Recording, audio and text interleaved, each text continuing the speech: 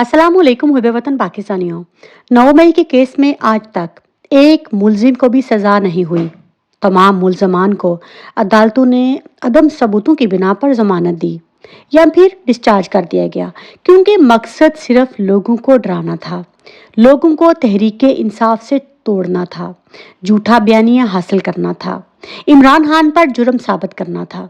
मकसद यही नहीं था। इसीलिए 10,000 गिरफ्तारियों में से एक का भी जुर्म साबित नहीं हुआ। और अब ये किस बेस पर जो है वो मिलिट्री कोर्ट्स की डिमांड कर रहे हैं?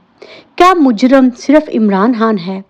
क्या पाकिस्तान की तारीख में 76 साल से ये काजी फायज ईसा, जो कि पाकिस्तान का चीफ जस्टिस बना बैठा है, सब याद रखेंगे कि जब ये फ्रॉडिया पाकिस्तान का काजी था तो कौम की बेटियां झूठे मुकदमों में पाबंदे सलासल थी।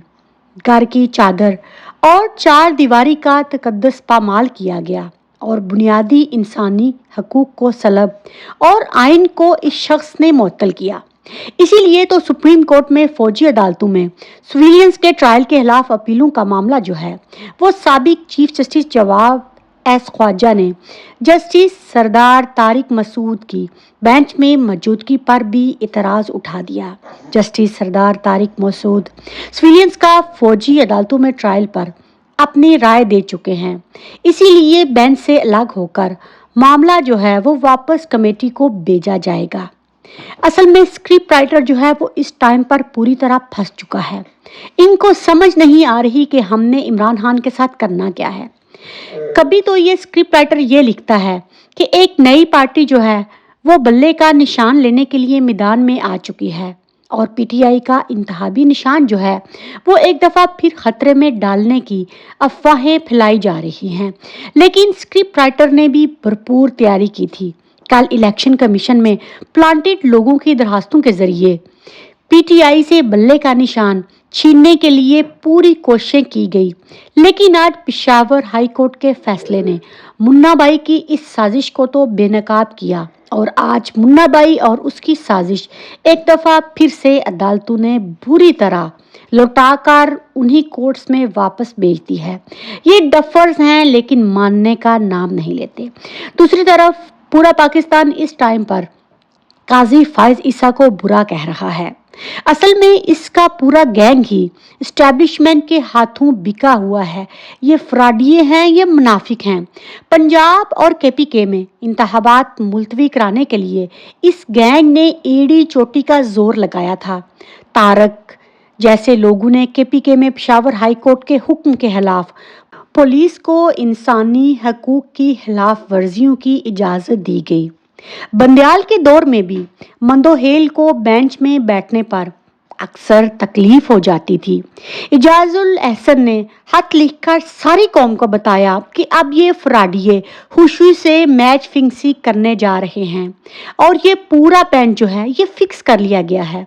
किसी को इस पर कोई भी तकलीफ नहीं, ना कोई बेंच से उठ रहा है और ना ही कोई इख्तलाफी नोट लिख रहा है। असल में काजी तो पूरी तरह एस्टैब्लिशमेंट और नवाज शरीफ की उंगलियों पर नाच रहा है। इनका मकसद ओहदे, तनख्वाहें और ऐशो इशरत की ज़िंदगी गुजारना है। और आज पीटीआई चेयरमैन जो कि कायम मकायम हैं, गौहर खान से मुलाकात जो है वो सरबराह मजलिसे वहदतुल मुस्लिमीन अल्लामा राजा नासिर अब्बास की हुई। उन्होंने भी मुल्क में साफ और शफाफ इंतखाबात के इनेकाद और जमहूरियत में पाकिस्तानी अवाम की मर्जी को शामिल करने पर जोर किया। और दूसरी दफ़ा आज जो ड्रामा हावर मानिका के केस में हुआ, हावर मानिका कहता है कि इमरान खान और बुशरा बीबी के आपस में गैर शरई ताल्लुकात थे। आगे से जज साहब फरमाते हैं कि ये इल्ज़ाम जो है ये गैर शरई ताल्लुकात का है, 2 गवाह ज़रूरी हैं।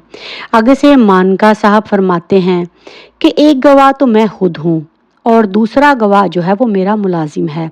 आगे से जज साहब कहते हैं कि आप किस तरह गवाह बन गए, आपने तो कुछ देखा ही नहीं। तो मुहब्बे वतन पाकिस्तानियों, आगे से हावर मानिका ये कहता है कि घर की मुलाजमा जो है मैं उसको भी पेश कर सकता हूँ। इसी तरह जो है ये दरखास्त काबिल समात करार दे दी गई। मकसद عمران خان کو جھکانا ہے۔ بشرا بی بی کو لے کر اب عمران خان کو بلیک میل کیا جائے گا اور اسی طرح حیرت انگیز طور پر یہ درخواست قابل سماعت قرار پائی اور بشرا بی بی کو کورٹ نے 14 دسمبر کو ذاتی حیثیت میں طلب کر لیا۔ واہ محب وطن پاکستانیوں، کیسے کیس اس ٹائم پر پاکستان میں چلائے جا رہے ہیں۔ مقصد عمران خان کو گرانا ہے اور اب خبریں یہ بھی آ رہی ہیں کہ اگلا وزیر اعظم جو ہے وہ بلوچستان سے ہوگا، کیونکہ نواز شریف عاصم منیر کے خلاف ایک دفعہ پھر سے میدان میں اتر آیا ہے اور الزامات کی بارش کر دی۔